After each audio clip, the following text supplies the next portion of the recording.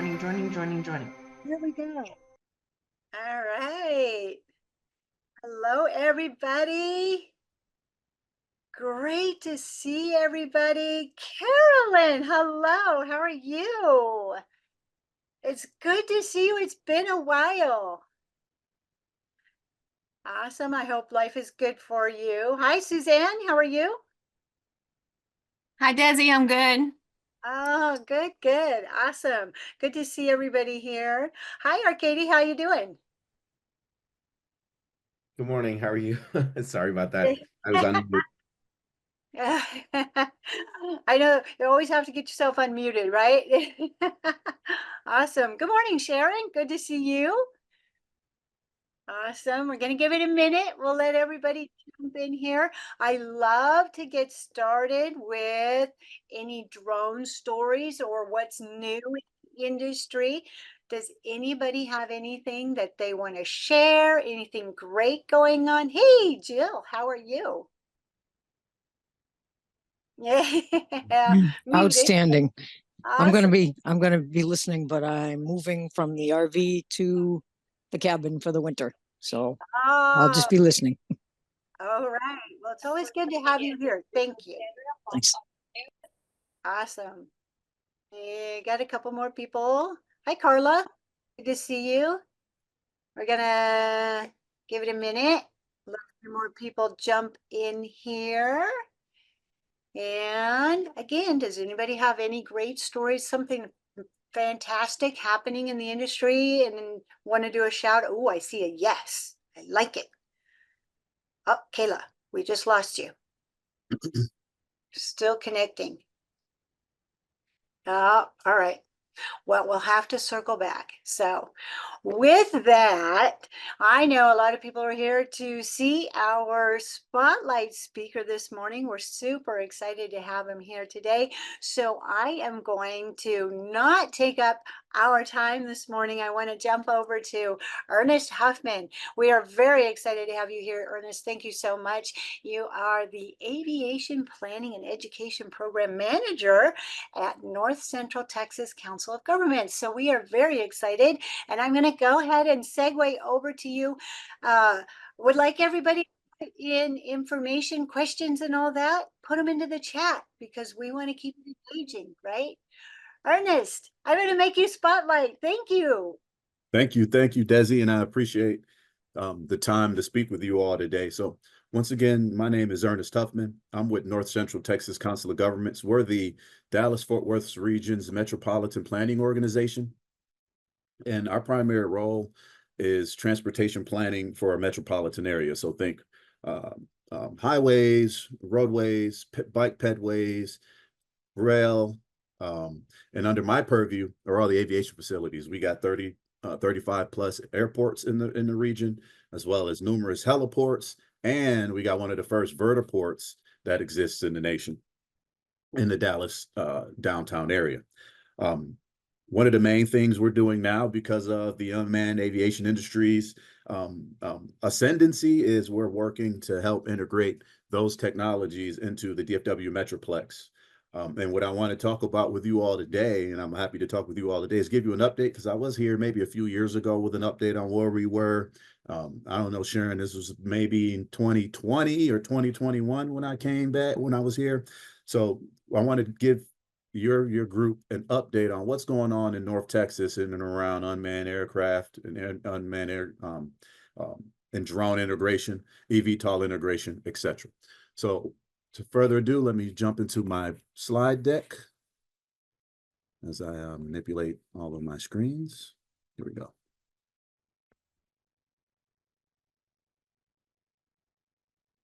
All right, are you all able to see my screen?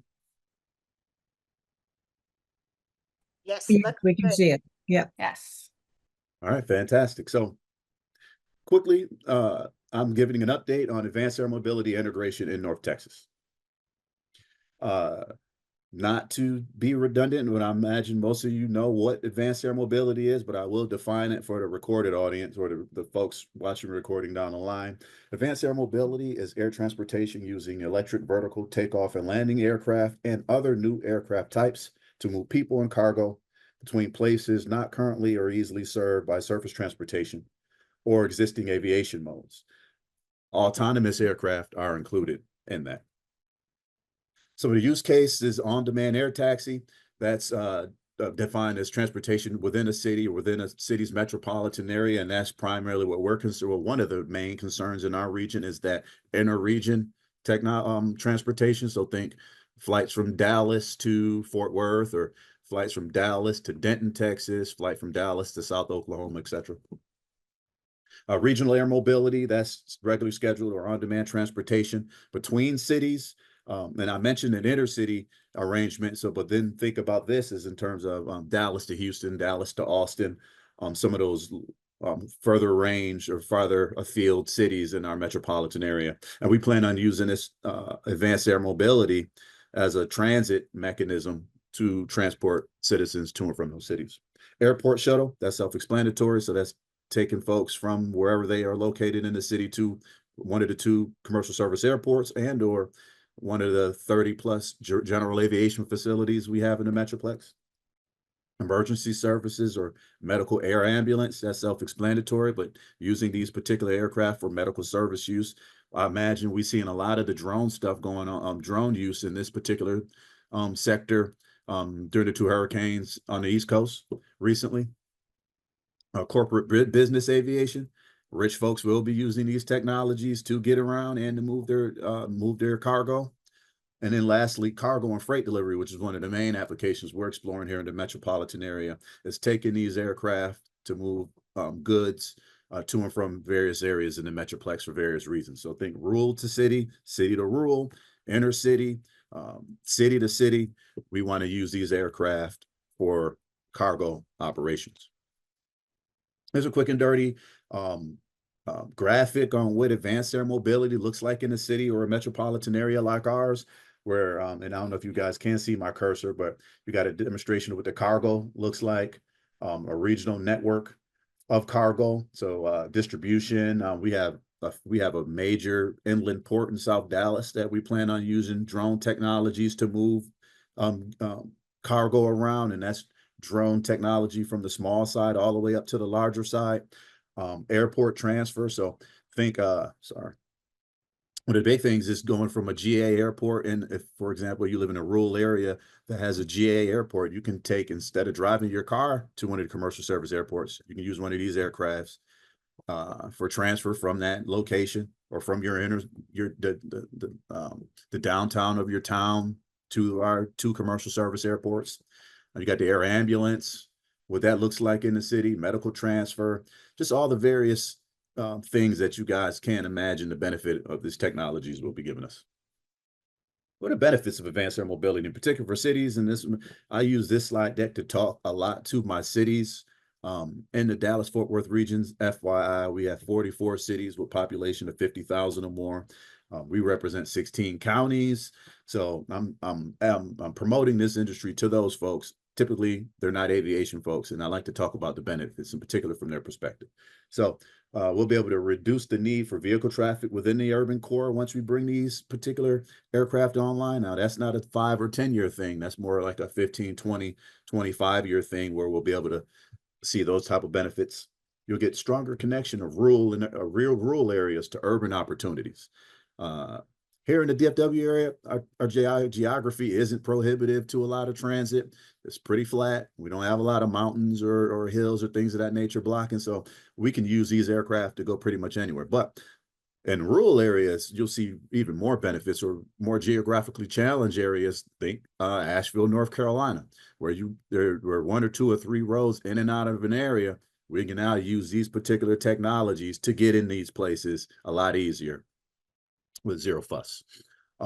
Additional disaster response capabilities. I just mentioned that capability that can be operated in and around disaster areas. One of the big things I like to highlight, in particular in our region, and I think is a benefit to your group as well, are those workforce development and economic opportunities. When I talk about this industry, because it's new, everybody who's engaging in this industry at this level and beyond are a part of the fabric of its construction. And everybody who's engaged at this point now are in at the ground floor. We're all responsible for building this particular industry, and that just opens up a lot of economic opportunities for all of us, and those will continue to exist. We'll need these, and I'll run it back a slide. We'll need these particular networks in every major metropolitan area in the world using these technologies, and that's tons of opportunity for folks in the know to ply their trade. I'm sure you all are familiar with the different aircraft configurations on the eVTOL side, or shall I say the electric vehicle takeoff and landing. Tons of different configurations being developed out there in the world. None of the winners have been picked just yet, and we need to be able to accommodate all of them in a metropolitan area. Cities are going to be technology agnostic to these aircraft.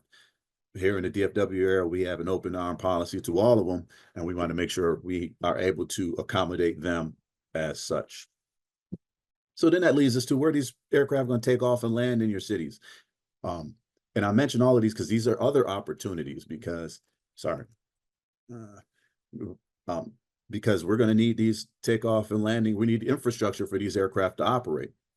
Vertihubs, vertiports, and vertistops. So the vertihub will be your general location for these aircraft. Think a hub location where multiple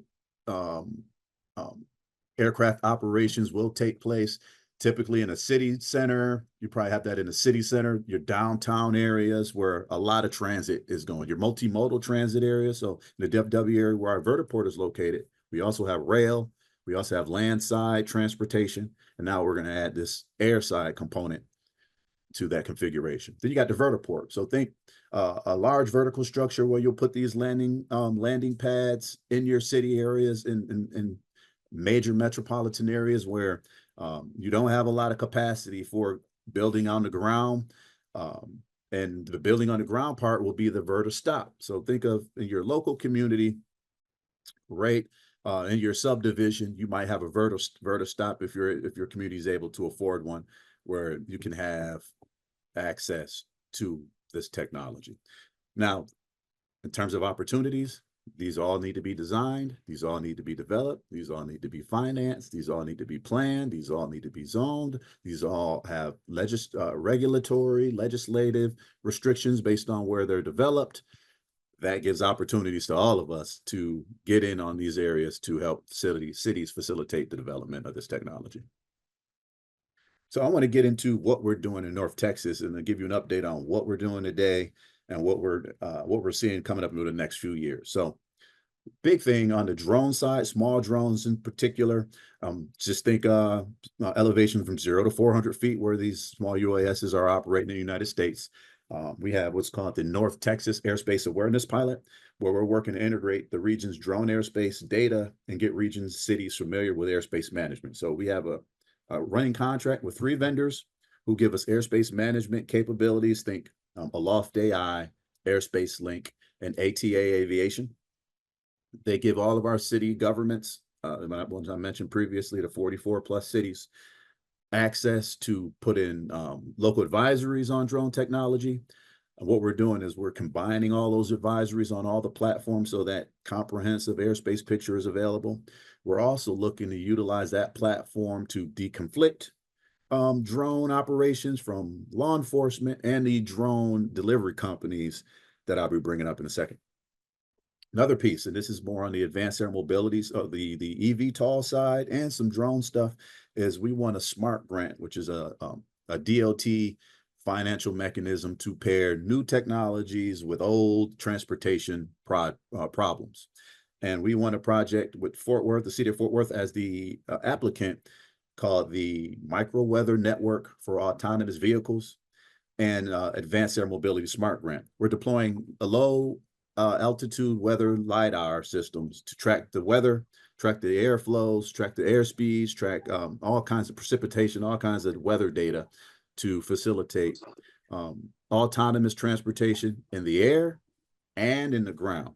So one of the things we got going on in North Texas are numerous autonomous freight companies operating on the ground with 18-wheelers running autonomously on our highways. And soon we'll have autonomous aircraft operating. We want to kill 2 birds, 1 stone by introducing this high fidelity weather data to both industries to help them be more efficient. And we're doing this as one of a kind program in Fort Worth area.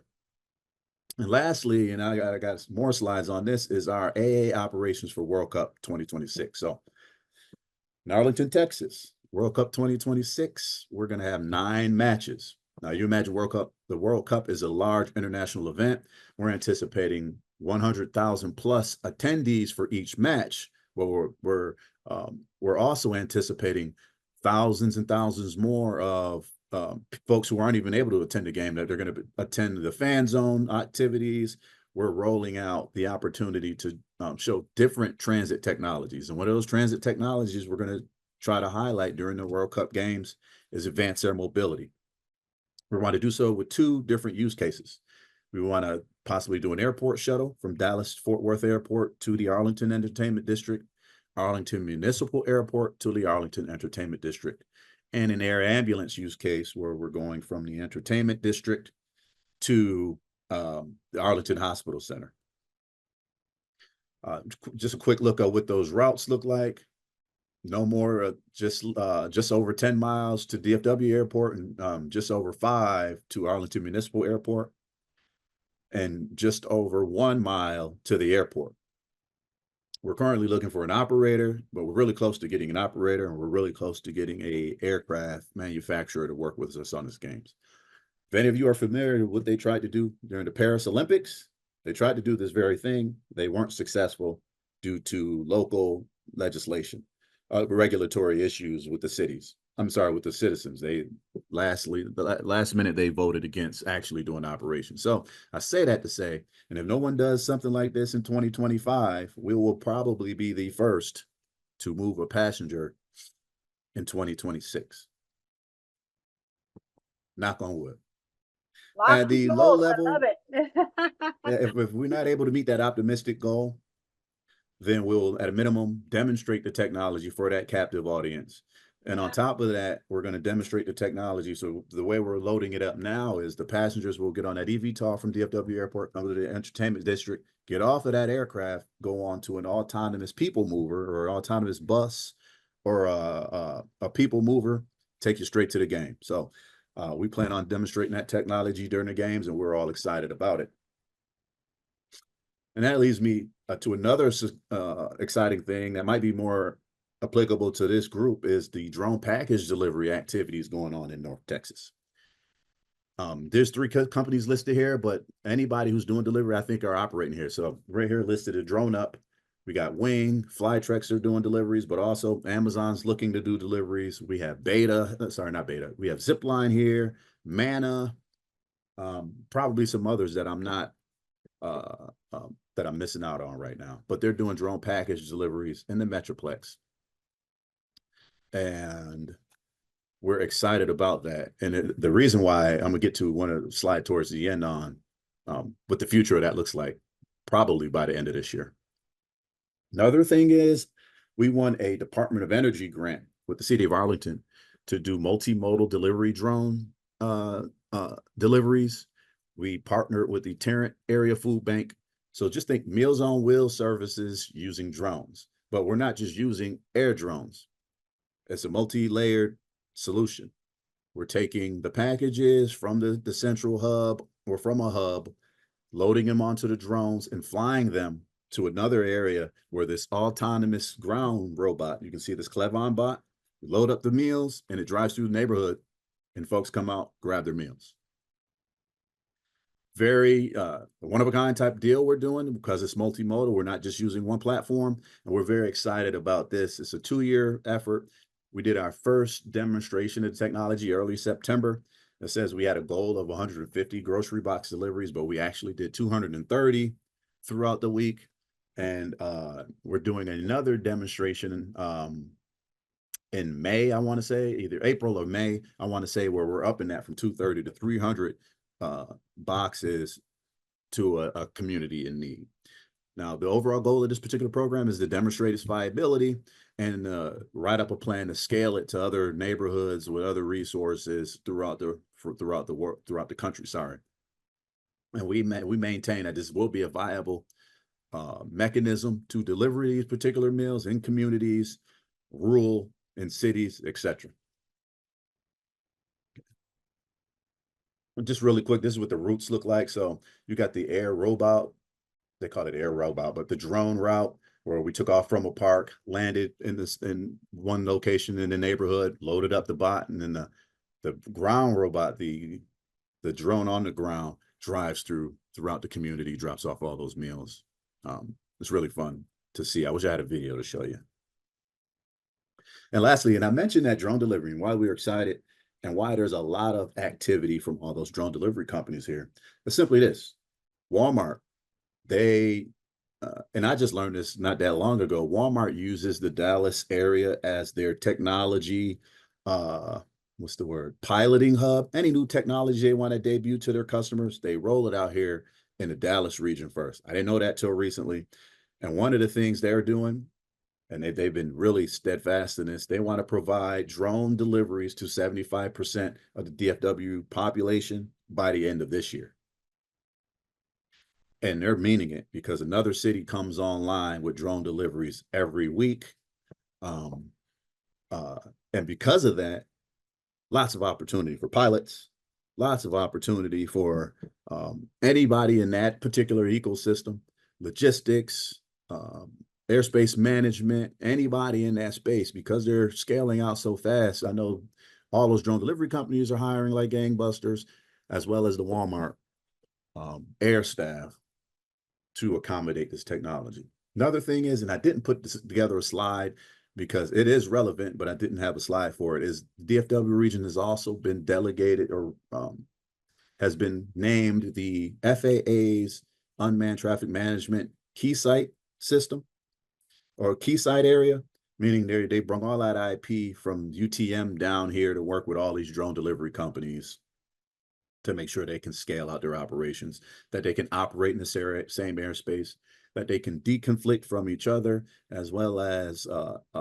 residents using drones, public safety using drones, etc. And that's all being worked out here in the North Texas area as well. And I guess that was my last slide. It was real quick, but we do have a lot going on. I am open for any questions because I really want feedback from this particular group. I want to tie you all into the opportunities down here that I mentioned earlier. And just any questions are welcome. Awesome. Thank you so much. Okay, so jumping over to the chat, we did have a couple of questions that popped up in there. I'm scrolling through as I'm talking, but when you say you would like some feedback, is there anything specific that is high priority that you are trying to just kind of work through or get some feedback from? Yeah. No, you know what? And I didn't have a slide for this because I talk about it so much. I run a task force. So it's called the North Texas UAS Safety and Integration Task Force. We meet every month where I have presentations from industry and on any sector. So if you're a company owner, you're a pilot yourself, you run an academic outreach program, you're a manufacturer, you're a government, anybody in the unmanned aviation space, we've had some of most everybody present there throughout the years. What I need help with is presenters. So anybody in your space who's interested in presenting, you got a company that you want to present, you want to enter the DFW market, you can present at my task force. You have an idea you want to learn more about, you want to have a presenter in there, and you want to learn more from them. And anybody in the world, we can get them in there for you. Our North Texas Airspace Awareness Pilot Program, I bring all of those findings to that particular meeting. We talk about them. So if we have any issues or anything we need to learn or any help we need from the pilots in the region, I bring it to that group. So love for all of you to join up with my particular task force. And I'll put our website in the chat so everybody can see more information on that. That would be fantastic. And I know we have several educators here attending today. And then, so Carla actually had direct messaged me. So don't know all the details of it, and I don't want to just call you out there, Carla, but No, that's fine. I'm happy to it sounds like discuss. a perfect segue for you to ask or share about what you're doing. We are, last year we did a prototype for high school students, utilizing drones. And the excitement from it and what they took away was just phenomenal. So we have expanded it and we're going into 2 additional high schools. But this year, I have connections with the FAA. And if they love my program, if I can get students their Part 107, this is a big bonus for us. Then they're going to probably approve our program because there are not high school programs anywhere like this. And we now are using drone soccer. And we're bringing on math, science, all of the different structures. So they will learn to fly not only the smaller drones, because I can't afford the big ones, but anyway, we'll learn to fly that. But then they'll go in, once they learn to fly that, they'll go into drone soccer. But one day a week, they learn nothing but the FAA rules, regulations, weather, everything that they need to know. And then in the end of March, I actually set them up and the school pays for their license. And we're going to see how many that we can pull through this. So we will be graduating pilots out of this program. And then they can go on to different things. And because I have my pilot license, I've got a MBA business degree. I just thought this would be a great opportunity we're in St. Louis, Missouri. And so I'm like, oh, this might be a good connection. So actually, that is a really good segue to what opportunities do you have for programs like that, or the various programs where a student has gone through and gotten their Part 107. So knowing that STEM side of things, what opportunities do you have for them, Ernest? It's interesting you mention that because we also do aviation career outreach, but we're locally centered. We don't do anything, we don't personally do anything outside of the region for the drone related education. We work with a lot of the stakeholders in the region. So we got numerous high school groups. We have one called the North Texas Aerial Robotics Initiative, which comprised of 12 different ISDs. They all do Part 107 programming. They work directly with the drone delivery companies to get those kids placement. That's a group I work with, and I'm on the advisory board for. Dallas College was one of our 2-year universities had a few years ago had a UAS it wasn't a Part 107, but a UAS apprenticeship program where those folks, it wasn't students, it wasn't kids, it was adults from all age ranges. They went in there, they got paid to become professional pilots. It was a 9-month course, and we had that, and when they're looking to reestablish that sometime soon, where those kids, kids, I keep calling them kids, they weren't kids. they're continuing education adults. Yeah. They got a stipend, which was a lot of money to go there and do that, and then work with some companies down the line. So we do a lot of that in the region, just not outside of it. Now, we do have we have a aviation career education website that it was hacked last year. We just got it rebuilt, and it will be back online at the end of this year. That's a one-stop resource for anybody interested in an aviation career. It gives kids and adults what the aviation, what the degree, what the discipline is, the career is, what degrees you need, skills you need, where you can go to school, salaries, all that information in one area. I'll share that with Sharon when it's ready to go. Oh, that would be great. That is great, because that intern opportunity, that what's next is fantastic. And this is such a great place that you have to provide that for them. Before we move on to more of the questions, and I love the questions, so thank you, keep them coming. I want to circle back to one that Lucia said was the small drones that are flying in what winds and windy gust, how much gust do they sustain? What is basically, I guess, the weather? What type of weather situations can they endure? I guess that's all predicated on the individual aircraft. Every one of those car, and we're talking about the drone delivery companies, all of them have different aircraft configuration, and they're all rated for different type of weather. Most of them will tell you that they can operate in pretty risky weather, but they won't do it. So um, just think they won't, if it's really gusty out there, they won't be operating. Uh, And Carla, I want to not was Carla who mentioned the drone soccer. I'm really good friends with Maggie. If Maggie's the one put you down with that, Maggie started down here with us. Awesome, awesome. I believe we also have Tani in our attendees here today, and she's in San Diego area, and she's involved with the drone soccer as well.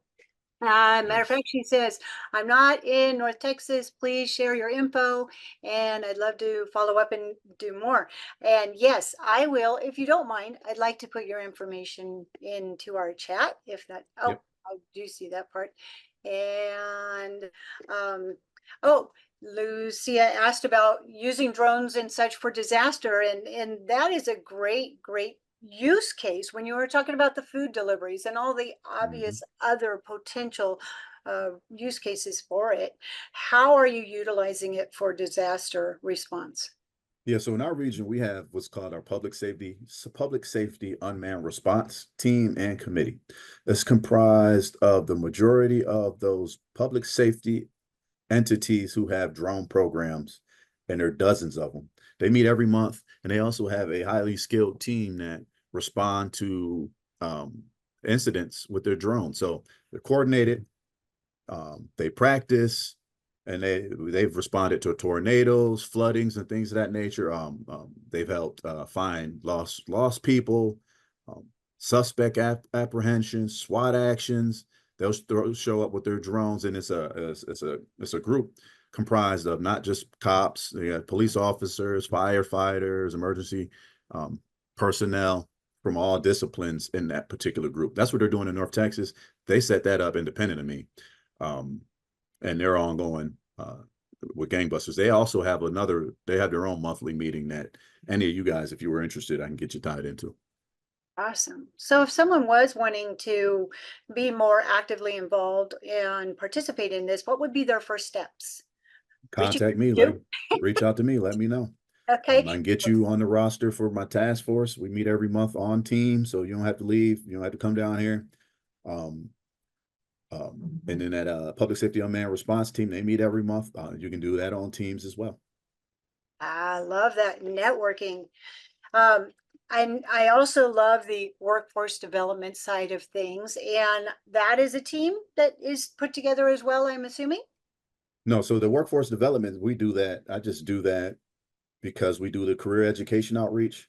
So, and because this is a new industry, that workforce needs to be developed. So I've been jockeying for North Texas to be the central hub for all the manufacturing for these aircraft and maintenance. And we got to build the workforce to do that. Yes, we do. Yes, we do. So can you share a little bit more about the SMART grant? That was the first I've heard of it, and that Yep. just sounds very exciting. Yeah, if you looked up the Department of Transportation Smart Grant Program, there have been dozens of these type of programs instituted around the country. We won with the city of Fort Worth the 2023 grant, where we were the only applicant in the state of Texas to win. We're probably the only applicant to have won a multimodal autonomous transportation project, where we're trying to align. I'm always interested in killing two birds with two stones, with one stone, sorry. And I've learned that the autonomous ground transportation industry and the autonomous air transportation industry, they're not talking to each other. This is a way I can get them talking to each other.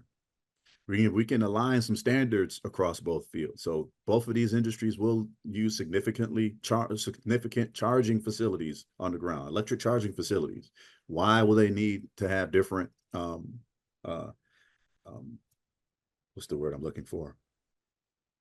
Different outlets, or they should have requisite adapters. So if you have a charging facility, that charging facility should be able to be used by both industries, the ground and the air. The grids in these particular places, and my purview are the airports. the electric grid has to be strong enough to produce enough electricity for both of those industries. So with this pilot, this is our enabler. This is the first thing we're doing towards that end.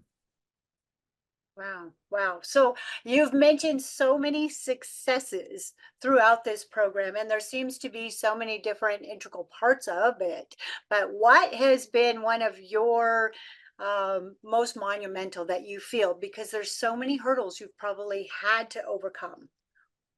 I think the biggest thing was establishing my task force. So back in 2017, we did it.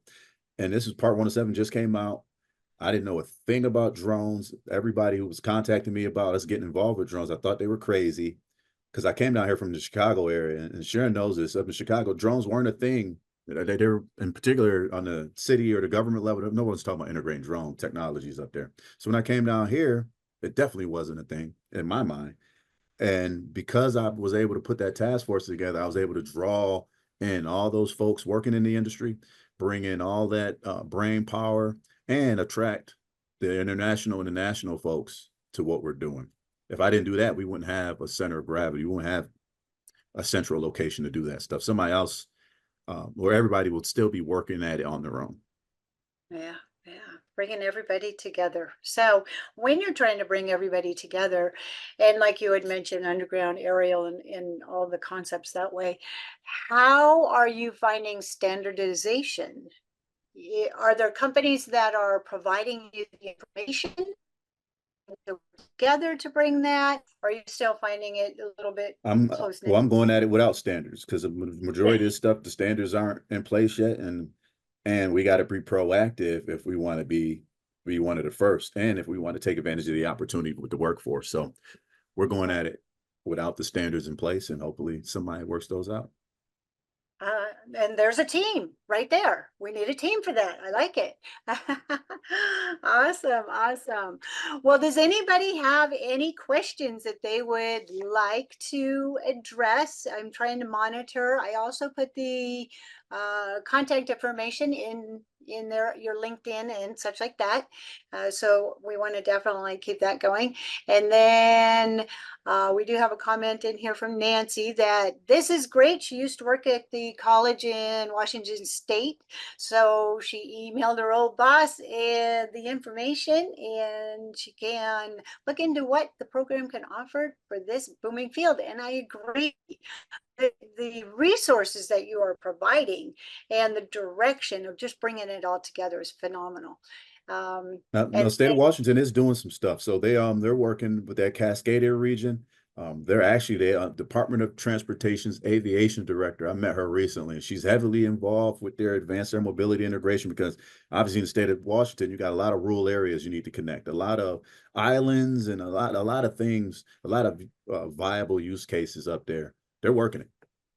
Awesome, awesome, bringing it together again. So when we think about this and in the hub that you are working within, how do you see it expanding globally? So globally, we're behind.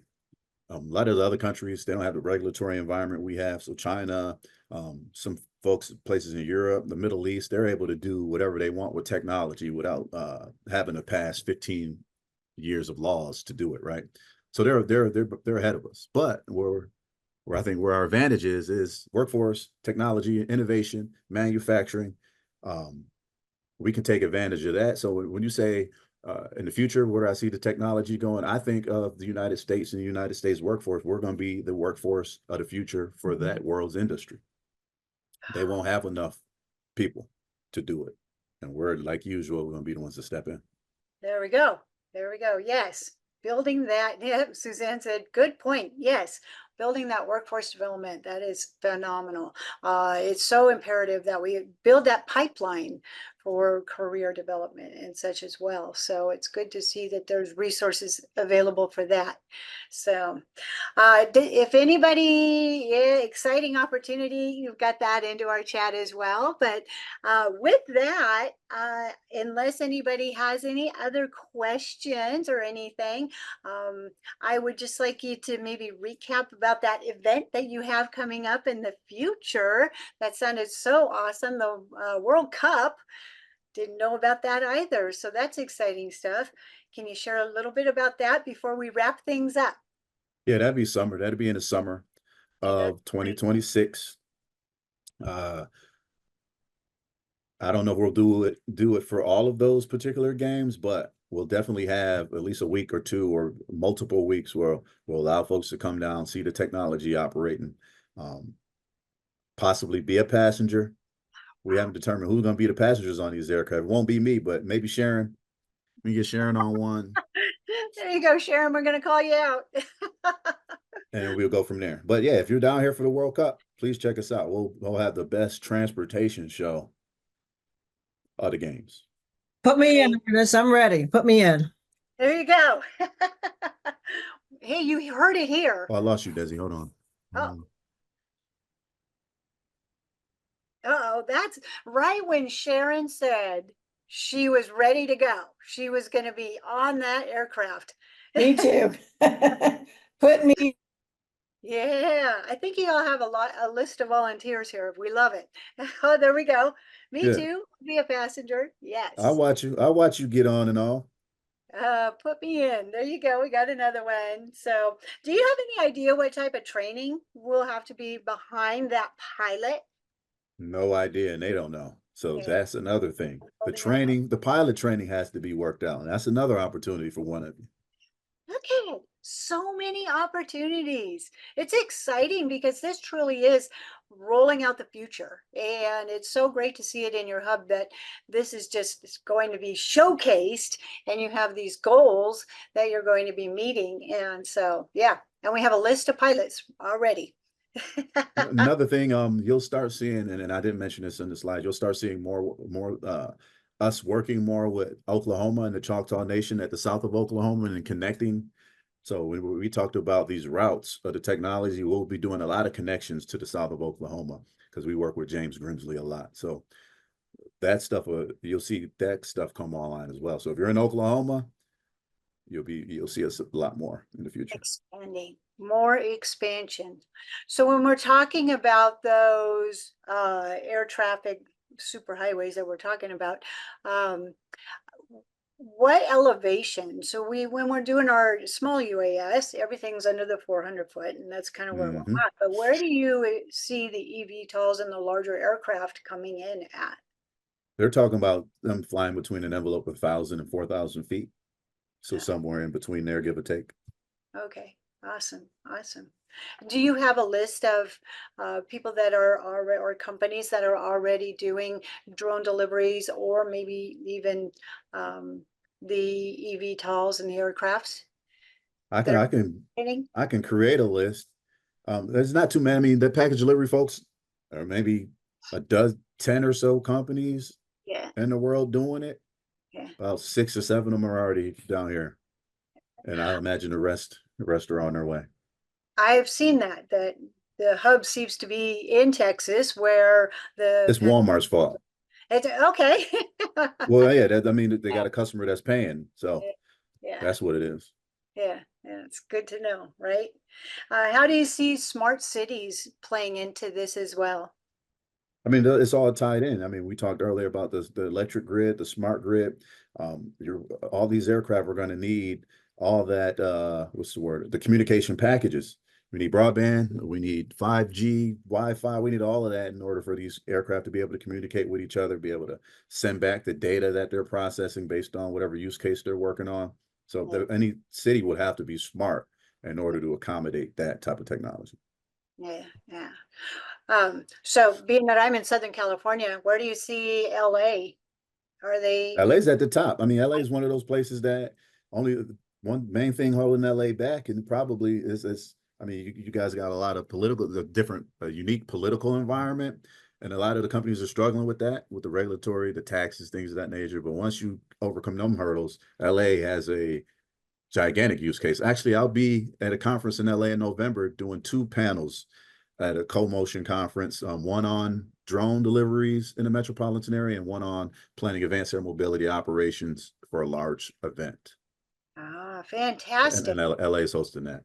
I was at an event several years ago and they had announced that they were rolling it out. And so it's good to hear that that's still on the forefront with them. If you had mentioned that you wanted possible speakers and such like that, anything in specific that you would be interested in? Nope. No, We have everybody. So if you have everybody. a business, you want to market your business in to our area and to the world, really, you can present. Right there. Now, We don't have come a if you bunch of don't have a presenters right business. here. If you have a business idea, don't come. All right. If you Right. haven't logged your business and qualified it as an LLC or anything yet, don't come. But if you have a business, a viable product, service, or a program you wanted to advertise. So if you represent a school and you have a nice program like Carla's and you wanted to let folks know about it, we'll have you as well. Awesome, awesome. And when I was saying it, I was actually even looking right at Katie, and he said, I'd like to present right there. So we're making connections. I love it. I love it. I did put all of your information in there, Ernest, as far as your LinkedIn, your email, and everything in there. So with that, we will wrap it up for today.